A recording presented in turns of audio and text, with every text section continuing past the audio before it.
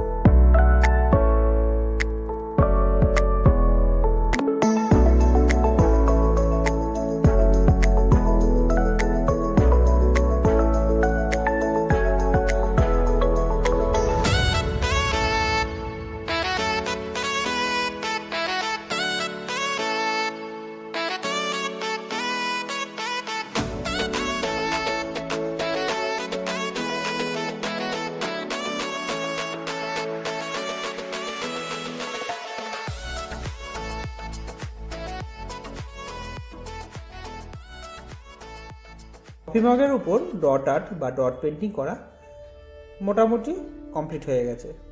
এখন শুধু finishing touch চলছে। আশা করি তোমাদের সকলেরই ভালো লেগেছে। তোমাদের কেমন লাগলো অবশ্যই আমাকে নিচের কমেন্ট বক্সে জানাবে। আর কমেন্ট বক্সে এটাও জানাতে পারো নেক্সট ভিডিওতে তোমরা কী ধরনের ড্রয়িং দেখতে চাও। তোমাদের কথা রাখার আমি চেষ্টা করব। আর ভিডিওটি যদি ভালো লাগে তাহলে অবশ্যই লাইক করো, আর তোমাদের বন্ধু বান্ধব আত্মীয় স্বজন সকলের সাথে প্রচুর প্রচুর শেয়ার করো। আর নতুন নতুন ভিডিও পেতে আমার চ্যানেলটিকে সাবস্ক্রাইব করো, আর পাশে রাখা বেল আইকনটি অবশ্যই প্রেস করো। সম্পূর্ণ ভিডিওটি দেখার জন্য অসংখ্য ধন্যবাদ।